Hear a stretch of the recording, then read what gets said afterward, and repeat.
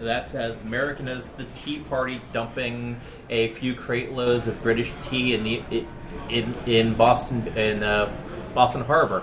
So the protest is not the first move. After a level of frustration of feeling unheard, and this is not black white. This crosses all lines, and hell, even that rancher Bundy, for all of his lunacy. Protest is eventually along the ways if you feel as though you're being unheard. Now, in his case, that was something different entirely. However, if elected officials, if people in administration, if people continue not to hear you, civil disobedience is most certainly part of it. I mean, during one of my discussions online with folks, I actually posted the Walgreens counter sit-ins in the South for integration. There were plenty of people trying to be part of the solution peaceably, not even practicing civil disobedience prior to those actions, trying to get people to listen, saying, well, this is a problem. At what point does civil disobedience become the only choice because nobody else listens? Fair enough. The one thing I do want to say, because we're coming up on the break, and Adam McCall, I'll give you the last word, but I do want to say one thing, though. Although I don't agree with his politics, I don't agree with a lot of what he does as national policy or international foreign affairs policy, you have to give credit to President Obama. When the rubber hits the road, when we need a consoler-in-chief, he is as good as anybody out there. Would you agree with that, Bob? I would. Alan? I think... Look, I made complimentary comments earlier. I think he rises to the occasion. I think George W. Bush rose to the occasion on numerous times, and I suspect today, although we haven't had much report on what he did, he was also president in Dallas. Presidents, we've been fairly lucky in having presidents who could rise to the occasion at times of crisis. Bill Clinton was good at it. So, yeah. Admiral Ken, last word. So one of my favorite words in the English language is perspective, because no matter who you are, your perspective is pretty accurate based on what you know. And one of the things that I learned in the Navy was to be able to mine some level of humor out of almost any situation. It helps keep you sane. If anything, to use a word that we've been talking about at this table, it helps de-escalate a situation. My favorite comedian is Chris Rock. I like Chris Rock because Chris Rock's humor is rooted in truth. I mean, there's some language always because that's just part of his shtick. And but one of his best routines, and you can look it up on YouTube, is how not to get your beat by the police. Right. Now, I offer that for two different audiences. One, for people who are white. It gives you some insight into what's going through the minds of a lot of black people when you see that police car pull up behind you or in front of your house or in your backyard when you're having a party. For black people, it gives you an idea of what not to do in order to keep your butt from getting beat by the police. Right. Perspective. It is. And I've seen the video. It's probably one of the greatest public service announcements out there. Yeah. We're going to take a break. This is obviously a subject that'll come up on the show again. We cannot say enough. Our thoughts and prayers go out to those who have suffered just tremendous loss. Our hearts and our respect and our thanks go out to the 5 law enforcement officers who lost their lives serving their community, running towards the gunfire, not running away from the gunfire, and the stories that are coming out of Dallas of how the public and the police interacted during the shooting is just remarkable. When we come back, we're going to talk about some of the other big political news that's coming out of Washington, D.C., including the fact that we now have a unified Democratic Party, apparently, after Bernie Sanders today endorsed Hillary Clinton. We'll talk about that and the upcoming conventions when we come back. This is Backroom Politics Live from Shelley's Backroom, 1331 F Street, in the heart of our nation's capital, Washington, D.C. We'll be back in 3 minutes. Stay with us.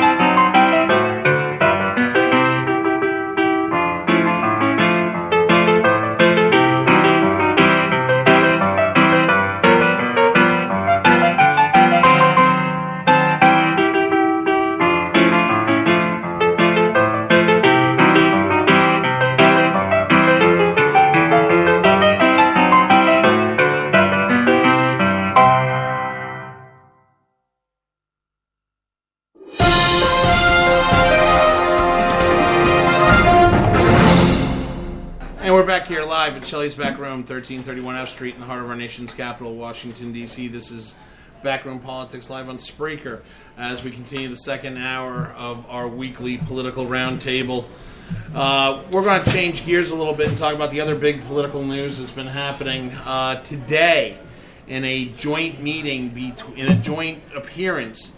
The presumptive Democratic nominee, Hillary Clinton, showed up in New Hampshire with her opponent, Bernie Sanders, in what was considered a unity showing for the Democratic Party. Bernie Sanders spent a few minutes talking about why Hillary Clinton or the Democrats should take the White House, and basically said, without saying Hillary's the greatest thing in the world, basically saying we can't afford to have Trump be the president, so I'm endorsing Hillary Clinton, which is what he said today.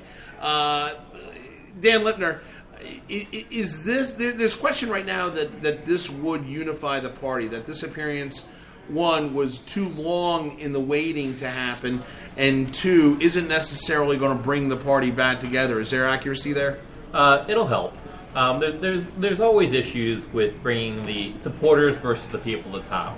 So even the primary fight between John McCain and George W. Bush, which was hard fought, at the end of the day, the coming together, and there are folks that had the activists and the other political folks below the top sometimes have issues swallowing it.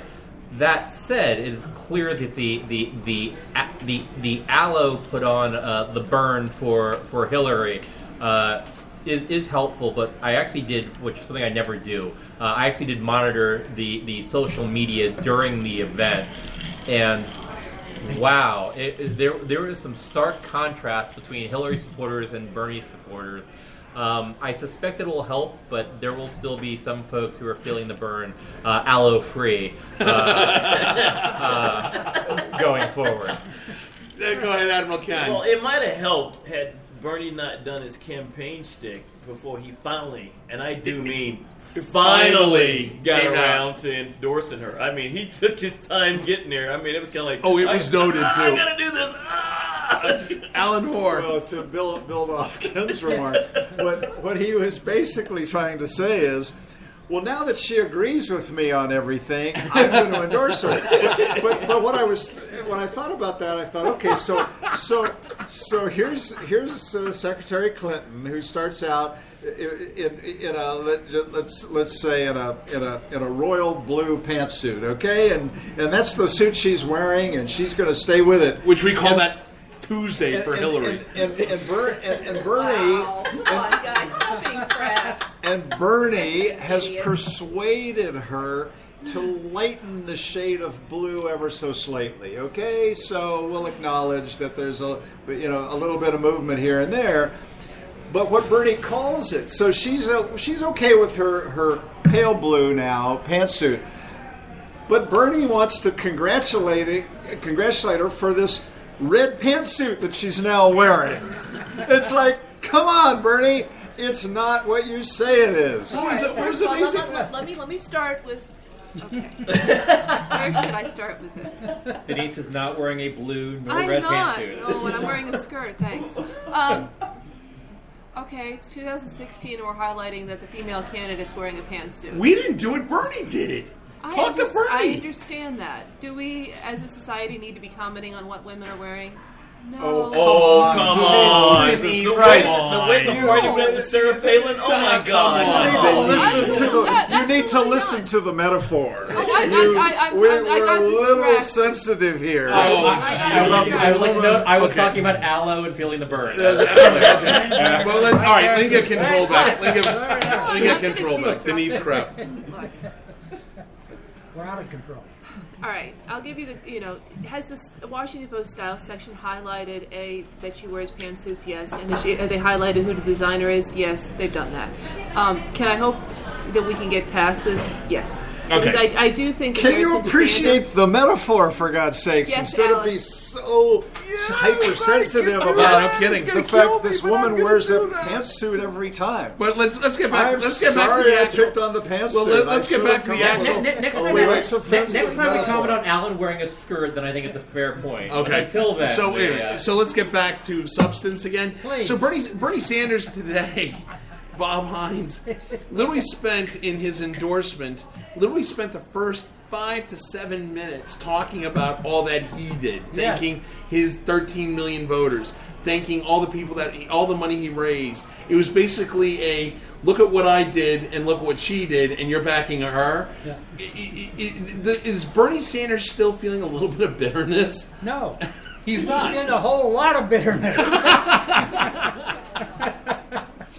Dan Lipner? No, that's not fair. So I was actually at Hillary's event when she conceded to Barack Obama in 2008, and and this is what you do. I mean, at a certain point, Bernie had millions of supporters back him, as did then Senator Clinton when she was running for president in 2008. And Senator Clinton said, "We've made 10 million cracks in that glass ceiling. We've been heard." I don't slate Bernie at all for having said that he did something as well. It wasn't. It was from a different context, but that's absolutely what you do. They did an amazing job. This senator from Vermont, who was a socialist until about 20 minutes ago,